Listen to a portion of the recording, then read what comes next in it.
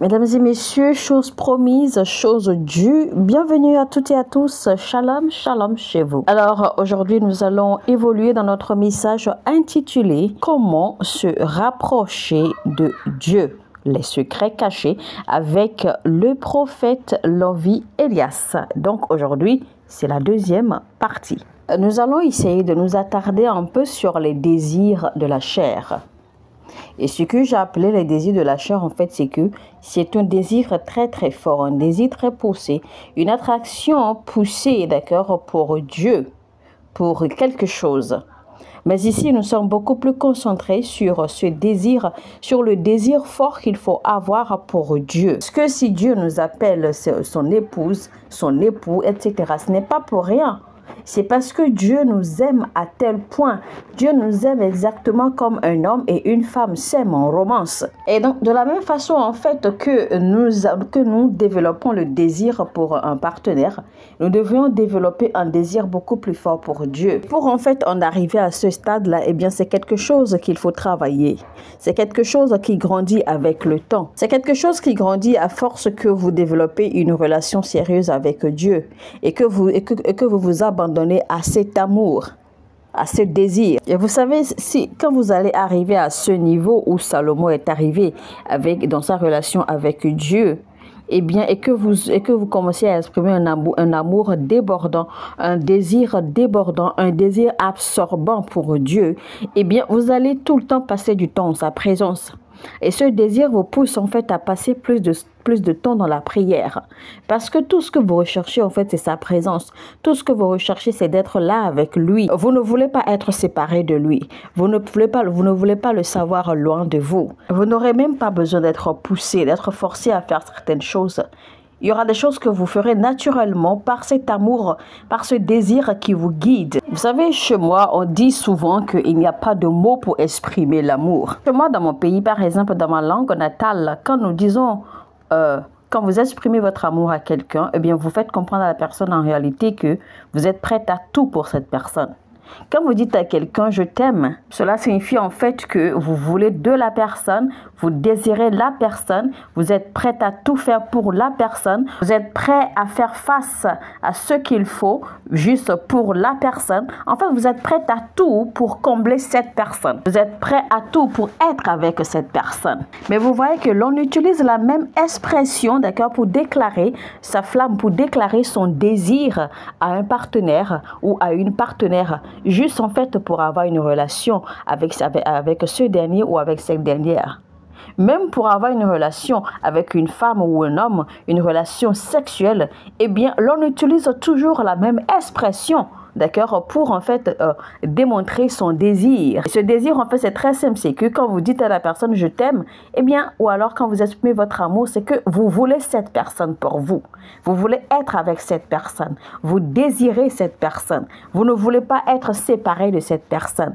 Vous voulez avoir cette personne pour vous et pour vous tout seul. Maintenant, quand vous dites par exemple à votre fils ou à votre fille, en tout cas à votre enfant, que vous l'aimez, vous voyez que là, ça prend un autre sens. Et là, ça ne prend pas, d'accord, ça n'entre pas dans le contexte de désirer et de vouloir être avec tout le temps. Non. Mais pourtant, c'est la même expression qui a été utilisée pour exprimer, d'accord, les sentiments. Donc, du coup, les circonstances ou le contexte déterminent le sens que vous donnez à cette expression. Alors, le problème que nous avons, c'est que nous avons beaucoup plus de gens qui vivent dans la chair parce qu'ils n'ont jamais été vraiment amoureux de Dieu. Dieu nous appelle ses époux ou ses épouses. Pensez-vous que Dieu est en train de jouer avec les mots? Mais non, il n'est pas en train de jouer avec les mots. Il essaie simplement de vous faire comprendre l'intensité de l'amour qu'il a pour vous et l'intensité, d'accord, ou alors le degré de relation qu'il cherche à avoir avec vous. N'oubliez pas qu'il est dit quelque part que Dieu est jaloux. Donc la jalousie de Dieu se manifeste en fait à tous les niveaux, même dans ce contexte-ci.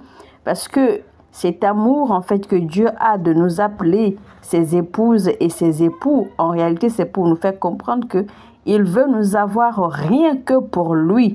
Il ne veut pas nous partager. Il veut nous avoir avec lui.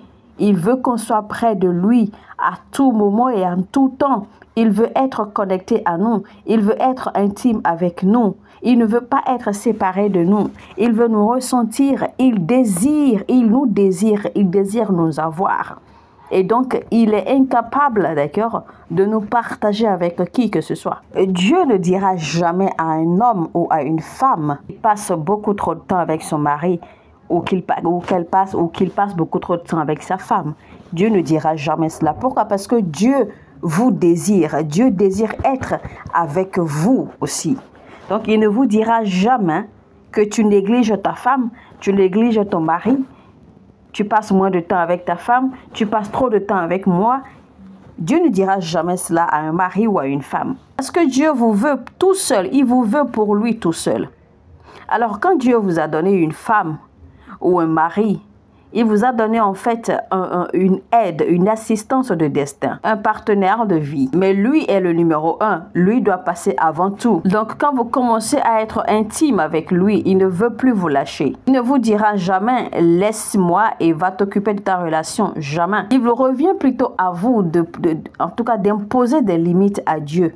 Si vous ne l'imposez pas des limites à Dieu, si vous ne faites pas la négociation avec lui pour lui donner des limites dans votre relation, eh bien, Dieu ne vous donnera jamais de limites parce que lui, il voudra occuper tout le territoire. Il voudra occuper tout votre corps, tout votre cœur, toute votre pensée, votre esprit et tout. Il voudra vous occuper. Il voudra prendre tout le territoire que vous êtes si vous ne lui donnez pas de limites, si vous ne lui imposez pas de limites. Et donc, si vous n'imposez pas de limites à Dieu dans votre relation, Dieu lui-même risque de détruire votre relation. Il risque de détruire votre mariage. Pourquoi? Parce que lui, il vous désire et il veut vous avoir pour lui tout seul. Surtout quand votre relation commence à atteindre le niveau d'intimité. Là, en fait, que ça devient un peu confus. Vous devez connaître ces choses-là pour que votre relation avec Dieu puisse être une relation parfaite, sans que vous n'ayez à en souffrir et sans que lui aussi n'ait à en souffrir. Parce que Dieu ne vous dira jamais « écoute mon fils, écoute ma fille, c'en est assez, je t'ai assez vu aujourd'hui, va t'occuper de ta femme, va t'occuper de tes enfants, va t'occuper de ton mari. » Dieu ne vous dira jamais cela. Vous allez peut-être mal comprendre ou vous allez peut-être vous sentir confus avec ce que je dis. Mais ce que je vous dis ici, ce n'est que la pure réalité. Ce n'est que la vérité. C'est pour cela que je vous dis en fait que les réalités, les secrets de Dieu se trouvent dans les choses les plus simples. C'est nous qui compliquons les choses pour rien. Mais voici la vraie réalité que beaucoup de personnes, beaucoup d'hommes de Dieu même ne connaissent pas. Rappelez-vous par exemple un peu la relation entre Moïse et Dieu. Moïse passait des jours et des nuits sur la montagne, sans voir sa femme, sans voir sa famille, sans s'occuper de sa femme. Comment pensez-vous que cela se passait? Vous pensiez que Dieu allait renvoyer Moïse de la montagne? Vous pensez que Dieu allait renvoyer Moïse de sa présence et lui dire d'aller s'occuper de sa femme, que sa femme est délaissée? Mais non, jamais. Et curieusement, chaque fois que Moïse descendait de la montagne, eh bien, il était transfiguré, il était transformé, de sorte que personne ne pouvait le voir, parce qu'il devait se couvrir le visage. Et donc, même sa femme ne pouvait pas le voir. Et donc, Moïse ne pouvait pas toucher sa femme. Comment aurait-il pu approcher sa femme dans cet état? Il ne pouvait pas. Donc, naturellement, la femme était délaissée. Dans l'histoire de Moïse, on n'a jamais lu dans toutes les Écritures que Moïse ait eu des enfants après sa rencontre avec Dieu. Moïse a eu d'enfants avant sa rencontre avec Dieu. Mais après sa rencontre avec Dieu, on n'a plus jamais entendu parler dans l'histoire que Moïse ait eu des enfants après. Touchons rapidement à l'apôtre Paul. L'apôtre Paul a rapidement compris la dimension dans laquelle sa relation avec Dieu allait. Il a très vite compris. Et c'est pour cela qu'il a dit que lui, il préfère ne pas se marier pour ne pas être distrait, parce que lui, il préférait en fait cette relation d'amour, d'intimité, de désir entre Dieu et lui. Et il a choisi de ne pas se marier. L'intention première d'avoir des enfants, c'est pour qu'ils puissent continuer là où vous vous êtes arrêté, pour qu'ils puissent élargir votre dynastie ou votre génération après vous. Le désir pour le sexe, Dieu l'a mis en nous pour que nous puissions procréer. Et le sexe, en fait, n'est pas le centre d'accord, du mariage, mais il est très important dans le mariage. Parce qu'une fois que vous entrez dans le mariage, vous vous rendez compte qu'il y a beaucoup de choses dont il faut s'occuper. Beaucoup de choses même qui soutiennent et qui sous-tendent le mariage plus que le sexe. Imaginons par exemple, d'accord, que physiquement, qu'on soit marié à notre Seigneur Jésus. Bon, il est vrai que, en fait, dans la nature de notre relation, nous sommes son époux et son épouse. Mais je dis, en fait, imaginez un peu cela, d'accord, dans un contexte réel, physique, je veux dire. Que vous soyez la femme, d'accord, de Jésus-Christ, par exemple. Un homme qui ne cesse, d'accord, d'aller de ville en ville juste pour prêcher la nouvelle et qui n'a pas de temps, qui ne reste même pas chez lui, qui ne reste pas avec vous. Et ensuite, quand il aura fini, il y passera toute la nuit à prier, à étudier. Et très tôt le matin, il est encore dehors en train de se promener de ville en ville pour prêcher la bonne nouvelle jusque tard dans la soirée. Il revient, c'est juste pour prendre sa douche, manger et puis... parfois même il ne mange pas, c'est juste pour prendre sa douche et puis paf, il se retrouve encore dans la présence de Dieu pour prier des heures et des heures et des heures et des heures. Eh bien, il est clair que ce genre de mariage ne va pas tenir parce que la femme voudra, d'accord, bien c'est sûr que vous en tant que femme vous voudrez, d'accord, de votre mari dans le lit, vous allez désirer votre mari, mais lui n'aura même pas le temps pour vous. Donc il est clair que ce genre de mariage ne va pas tenir. Et ça, ce n'est que la réalité. Parce que Dieu ne vous dira jamais, voici ta femme a besoin de toi. Il ne vous dira jamais, oui, ton mari a besoin de toi. Parce que lui, en fait, il est le premier. Il est l'être prioritaire dans votre vie. Il est le socle de votre vie. Et une fois que vous commencez à être intime avec lui, il ne vous lâchera jamais. Il ne voudra pas que vous soyez séparés de lui. Il ne voudra même pas vous perdre des yeux. Voyez-vous, donc c'est aussi sérieux que cela. Et c'est la raison même pour laquelle Dieu ne permet pas à tout le monde d'atteindre ce degré. Dieu ne permet pas à tout le monde d'entrer dans cette dimension-là. Parce que si vous n'êtes pas assez mature et que vous entrez dans cette dimension, eh bien ce degré d'amour, cette intensité d'amour, cette dimension de relation avec Dieu risque de vous détruire. Donc il n'est même pas permis, d'accord, à tout le monde d'atteindre cette dimension. Mais en réalité, dans cette dimension aussi se trouve la puissance. C'est à cette dimension, à ce degré de relation avec Dieu, que vous pourrez avoir accès à la puissance. Donc, c'est pour vous dire que de toutes les façons, vous avez besoin, d'accord, d'un désir. Vous avez besoin de développer ce désir. Vous avez besoin d'avoir cette convoitise spirituelle. Lisons Psaume 16, verset 11. Tu me feras connaître le sentier de la vie. Il y a d'abondance joie devant ta face, des délices éternelles à ta droite. Beaucoup de croyants atteignent le niveau de la joie, mais leur main droite est cachée. Souvenez-vous que la main droite de l'Éternel est puissante. Et Jésus-Christ est assis à la droite du Père. Ça veut dire que Jésus-Christ est dans la position du pouvoir, dans la position de la puissance en Dieu. Et qu'il vous souvienne également que Dieu nous tient par sa main droite. Par sa main droite, il nous guide. Mais pourquoi c'est toujours par sa main droite? Parce que c'est par là que Dieu comprend l'humanité. Et c'est toujours, d'accord, dans la position de la main droite que la Trinité de Dieu se manifeste. En fait, parlant de la main droite de Dieu, en fait, nous parlons simplement de sa nature de puissance. Voyez un peu ce que le psalmiste a dit. Il a dit, dans ta présence, Seigneur, il y a l'abondance de joie. Ça veut dire que chaque fois que je suis dans la présence de Dieu, je déborde de joie, je déborde d'abondance, je déborde d'allégresse, je déborde de vie. Et si j'arrive alors à dépasser le niveau de la joie et que j'arrive à atteindre la position de la main droite du Seigneur, ça veut dire que je suis entré à la position de la puissance, à la position du plaisir avec Dieu. C'est pour cela que la Bible dit que Enoch a marché droit avec Dieu.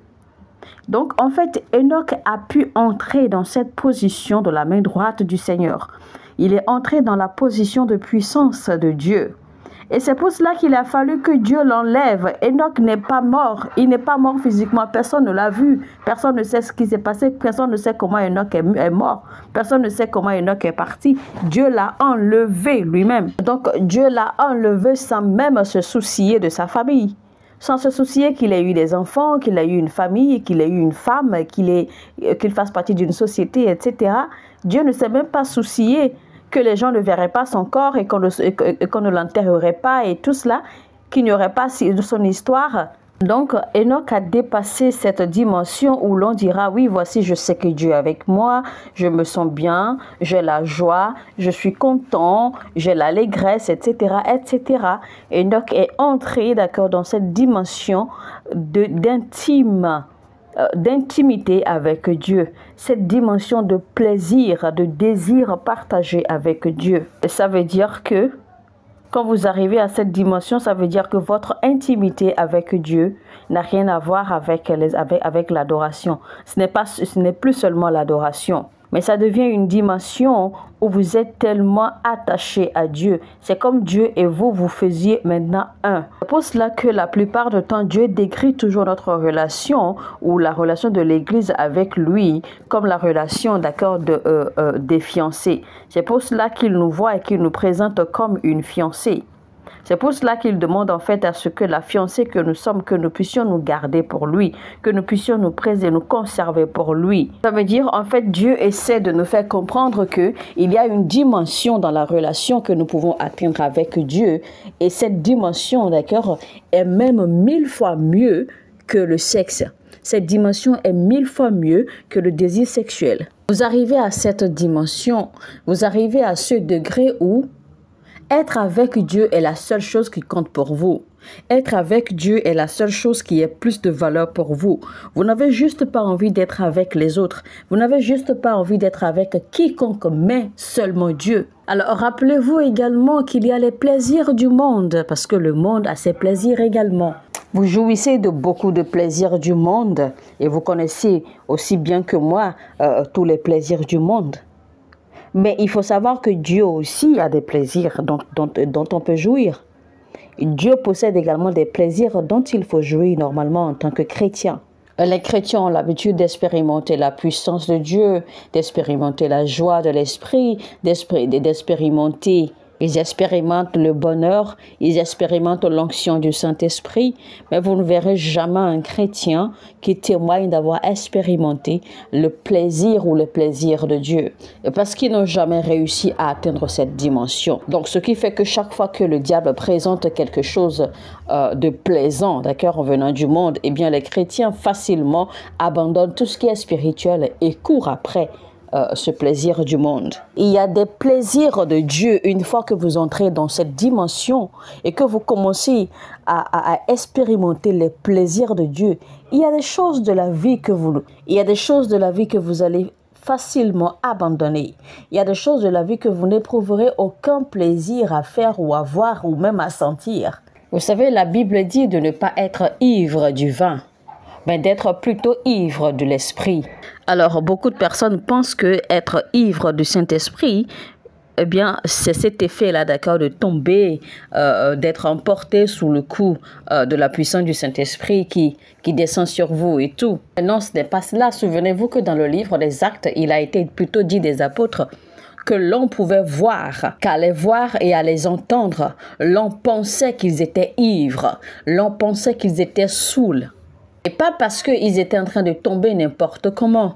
On avait l'impression qu'ils étaient ivres à cause des choses qu'ils déclaraient, à cause des merveilles de Dieu qu'ils déclaraient. Ils étaient tellement saouls de l'esprit, ils étaient tellement ivres du Saint-Esprit, de la puissance du Saint-Esprit, qu'ils ont commencé à déclarer des choses dans d'autres langues, dans des langues étrangères.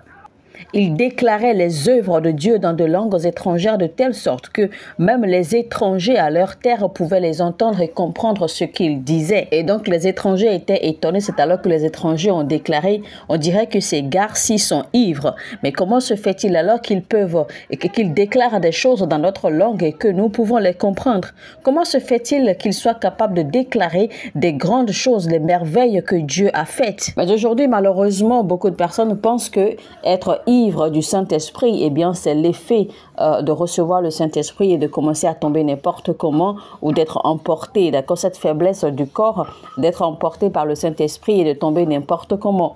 Je ne dis pas que cela n'arrive pas. En réalité, cela arrive parce que quand le Saint-Esprit descend sur vous, eh bien, vous perdez la force de vos membres. Vous ne pouvez pas tenir sur vos pieds. Parfois même, quand le Saint-Esprit descend sur vous, eh bien, il y a des manifestations, des expressions de joie, de débordement de joie. Mais cela n'a rien à voir avec être ivre du Saint-Esprit. En réalité, il faut savoir que la dimension de l'ivresse du Saint-Esprit, eh bien, c'est la plus grande dimension de foi. Parce qu'en réalité, une personne saoule raconte des choses qu'elle ne maîtrise pas, raconte des choses dont elle s'en fout, raconte des choses n'importe comment. Une personne saoule agit toujours exagérément et vous avez même du mal à les approcher. On ne peut même pas leur faire du mal. Parce qu'en réalité, tout le monde craint une personne saoule.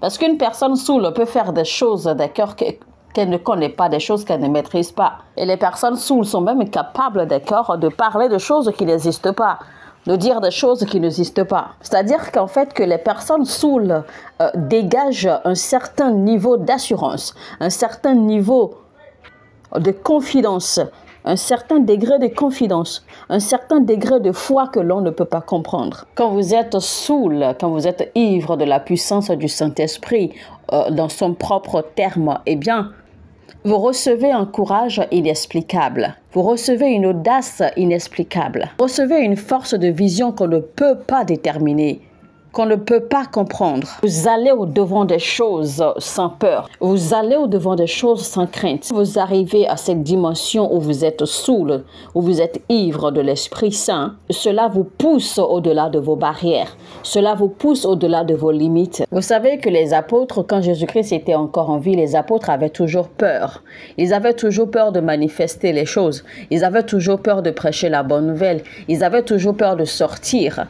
Mais après qu'ils aient reçu la puissance du Saint-Esprit, après qu'ils aient été véritablement saoulés, véritablement ivres de la puissance du Saint-Esprit, vous avez vu à quel point les apôtres se sont retrouvés forts.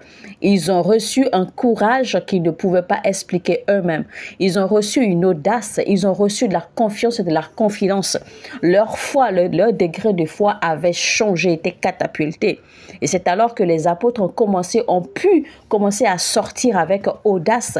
Et les apôtres étaient capables alors d'affronter tout, juste pour aller apporter la bonne nouvelle au fin fond du monde. Les apôtres étaient désormais en mesure de déclarer des choses. Ils étaient en mesure de prier pour les gens. Ils étaient en mesure de faire et de dire des choses qui défiaient tous les pouvoirs, qui défiaient les autorités. Mais ils n'avaient pas peur. Ils n'avaient même pas peur de la mort. Ils n'avaient pas peur de ce qui pouvait leur arriver. Tout ce qui les intéressait, c'était simplement de sortir, de porter la bonne nouvelle, peu importe ce que cela pouvait apporter, peu importe ce que cela pouvait leur faire et leur infliger, peu importe ce qu'ils allaient rencontrer. Leur foi était devenue si intense qu'ils déclaraient des choses et ça arrivait. Ils déclaraient des choses qui n'existaient pas. Ils ont commencé, d'accord, en fait, à parler des merveilles de Dieu. Même Pierre qui a renié Christ, était désormais un pilier de l'évangile, un pilier de la puissance. Quand vous êtes ivre du Saint-Esprit, il y a quelque chose qui change en vous. Quelque chose change dans le règne de l'Esprit vous concernant.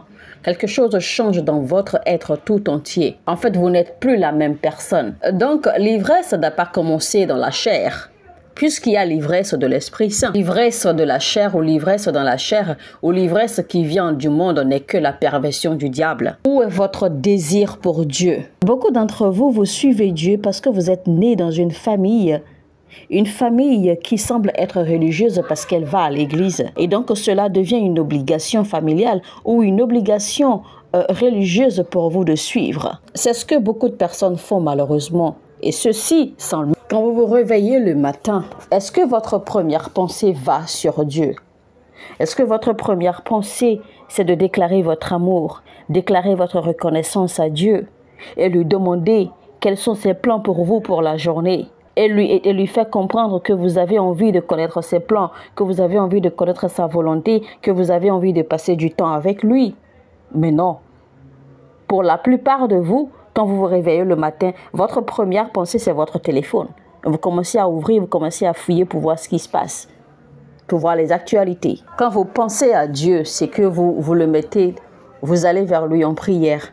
Vous pensez à Dieu seulement quand vous avez des besoins, quand vous avez des demandes à lui faire, et ce qui ne devrait pas être le cas. Vous savez, les gens du monde, surtout les gens du monde occulte, désirent intensément le pouvoir pour pouvoir contrôler tout et contrôler tout le monde. Mais tout ce qu'ils font, c'est dans la chair. Imaginez un peu ce que, si vous et moi, d'accord, nous commençons à aspirer à ce désir, à cette présence du Saint-Esprit, cette intimité avec Dieu. Imaginez que nous commençons à développer une relation intime, une relation intense, où notre désir pour Dieu atteint son sommet. Ne pensez-vous pas que les choses seraient vraiment différentes? Beaucoup de choses changeront dans le corps du Christ. Beaucoup de choses changeront dans notre vie personnelle en tant que chrétien, en tant que croyant. Imaginons un instant d'accord que cette relation, cette intimité, ce désir fort d'être avec Dieu tout le temps devient notre style de vie. Parce qu'il faut que vous sachiez, le désir, l'attirance ou l'attraction est un désir très fort qui ne peut pas être éteint facilement. Parce que si l'on peut éteindre cela, donc ce n'est pas un désir assez puissant. Et le désir ne peut pas être satisfait.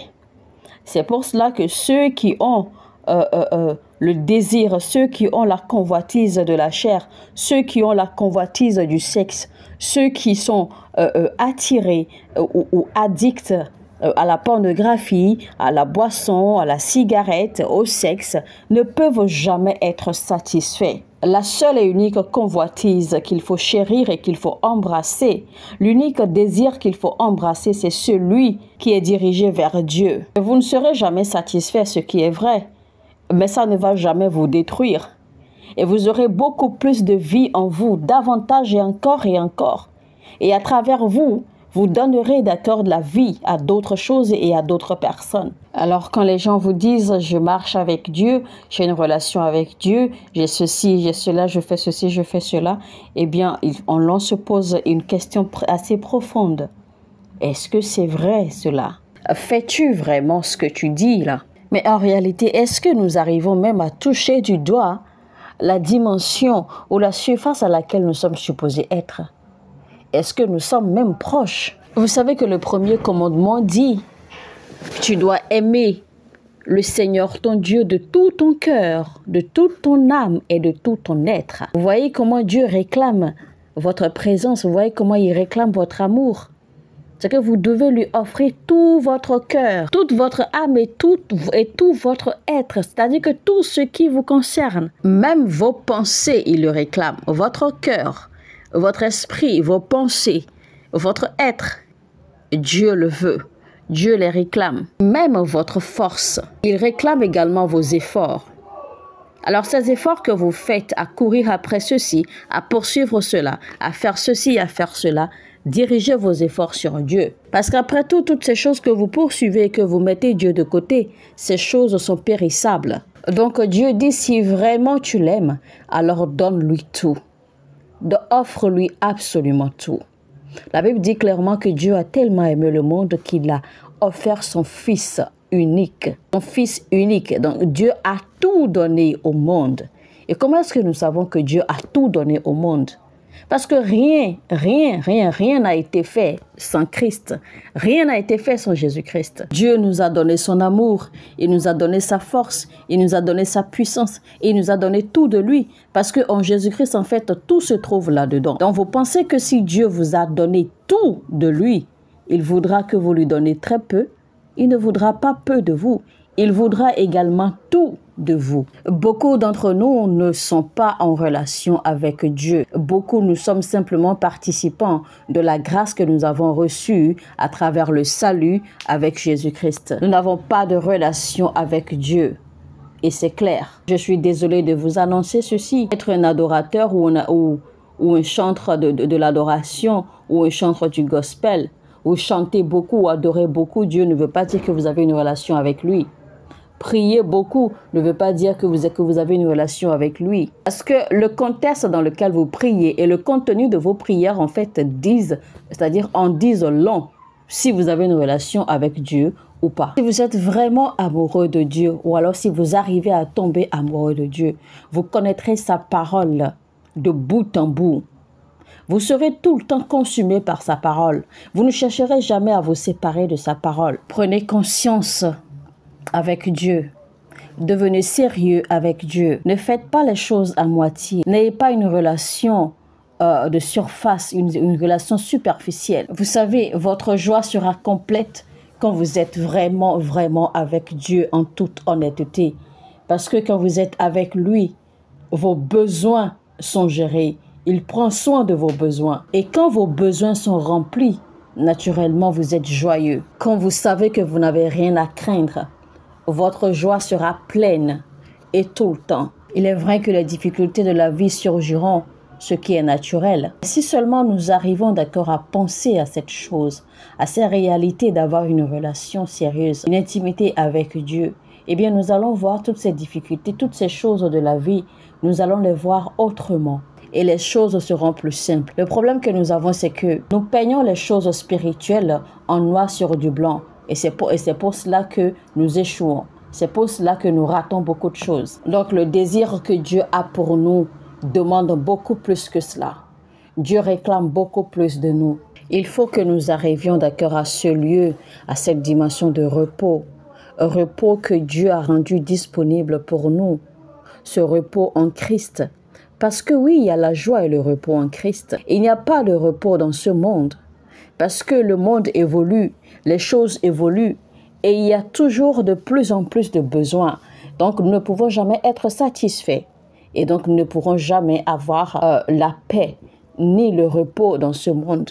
Mais il y a le repos du Christ. Malgré tout ce qui se passe, malgré tout ce qui arrive autour de vous, vous aurez le repos de votre âme. Combien de personnes sont prêtes à désirer, à nourrir un désir ardent pour Dieu? Je ne parle pas ici d'aimer Dieu, parce que aimer Dieu n'est qu'un acte parmi tant d'autres qui composent le désir. Alors combien d'entre nous convoitent la présence de Dieu, convoitent l'intimité, la proximité intense avec Dieu pour ne plus jamais se séparer de lui? Combien sont prêts à faire le pas? Combien sont prêts à travailler pour entrer dans cette dimension? Alors cherchez à connaître ce que Dieu veut, ce que Dieu aime, ce que Dieu désire et faites tout pour lui offrir cela. L'une des choses que Dieu désire de vous, ce n'est pas vos chants d'adoration, ce n'est pas forcément vos prières, non, mais c'est plutôt du temps en qualité et en quantité avec lui. Alléluia. Mesdames et messieurs, eh bien, si ce message vous a inspiré, si ce message vous a touché, ce que je sais et j'ai la conviction que quelqu'un a été touché, quelqu'un a été inspiré par ce message, alors likez maintenant, likez. D'accord, faites-nous plaisir, likez, donnez-nous un pouce bleu, c'est-à-dire que aimez maintenant cette vidéo et surtout copiez le lien et partagez-la au maximum sur toutes vos plateformes sociales, partout où vous pouvez partager ce lien. Faites-le jusqu'à ce que vous soyez fatigué de partager. Et aussi, si vous n'êtes pas encore abonné à cette chaîne, eh bien, abonnez-vous maintenant et activez la cloche de notification afin de recevoir le signalement chaque fois que nous mettons un nouveau message édifiant. Alors sur ce, je vous dis que Dieu vous bénisse et je vous retrouve très très bientôt pour un autre épisode. C'était donc comment se rapprocher de Dieu, les secrets cachés, deuxième partie et fin, avec le prophète Lovie Elias. Pour mieux comprendre ce message, faites rapidement recours à la première partie, toujours le titre, comment se rapprocher de Dieu, les secrets cachés, prophète Lovie Elias. Que Dieu vous bénisse. Shalom.